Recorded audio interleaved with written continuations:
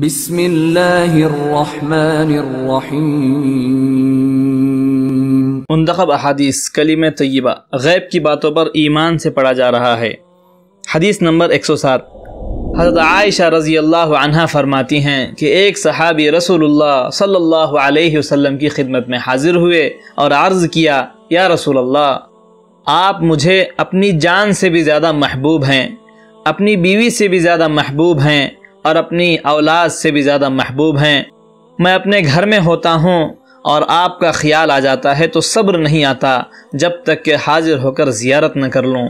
مجھے یہ خبر ہے کہ اس دنیا سے تو آپ کو اور مجھے رخصت ہونا ہے، اس کے بعد آپ تو انبیاء علیہم السلام کے درجے پر چلے جائیں گے، اور مجھے اول تو یہ معلوم نہیں کہ میں جنت میں پہنچوں گا بھی یا نہیں۔ اگر میں جنت میں پہنچ بھی گیا تو چونکہ میرا درجہ آپ سے بہت نیچے ہوگا، اس لیے مجھے اندیشہ ہے کہ میں وہاں آپ کی زیارت نہ کر سکوں گا، تو مجھے کیسے صبر آئے گا؟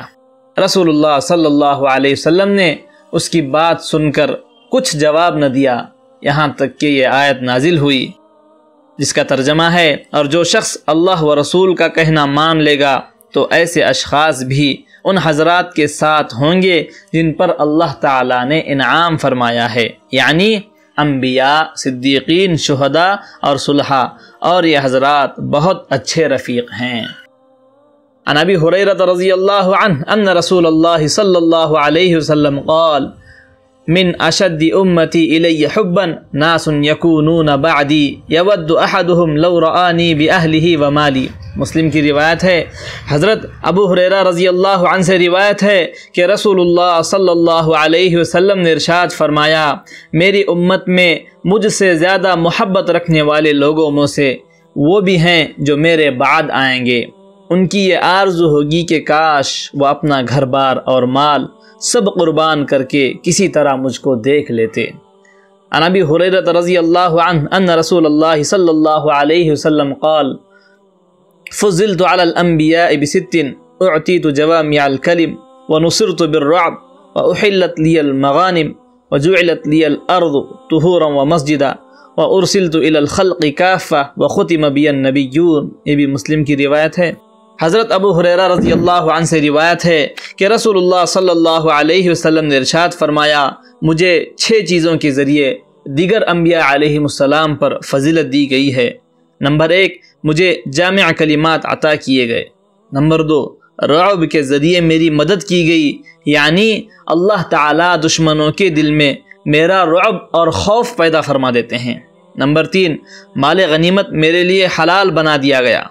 پچھلی امتوں میں مال غنیمت کو آگ آ کر جلا کر چلی جاتی تھی۔ نمبر 4، ساری زمین کو میرے لیے مسجد یعنی نماز پڑھنے کی جگہ بنا دی گئی۔ پچھلی امتوں میں عبادت صرف مخصوص جگہوں میں ادا ہو سکتی تھی، اور ساری زمین کی مٹی کو میرے لیے پاک بنا دیا گیا، تیمم کے ذریعے بھی پاکی حاصل کی جا سکتی ہے۔ نمبر 5، ساری مخلوق کے لیے مجھے نبی بنا کر بھیجا گیا، مجھ سے پہلے انبیاء کو خاص طور پر انہی کی اپنی قوم کی طرف بھیجا جاتا تھا۔ نمبر 6، نبوت اور رسالت کا سلسلہ مجھ پر ختم کیا گیا، یعنی اب میرے بعد کوئی نبی اور کوئی رسول نہیں آئے گا۔ فائدہ، رسول اللہ صلی اللہ علیہ وسلم کا ارشاد، مجھے جامع کلمات عطا کیے گئے ہیں، اس کا مطلب یہ ہے کہ مختصر الفاظ پر مشتمل چھوٹے جملوں میں بہت سے معنی موجود ہوتے ہیں، یعنی آپ صلی اللہ علیہ وسلم مختصر بات کرتے ہیں اور اس کے معنی بہت گہرائی والے ہوتے ہیں۔ اللہ تعالی ہمیں حضور صلی اللہ علیہ وسلم سے سچی پکی محبت عطا فرمائے۔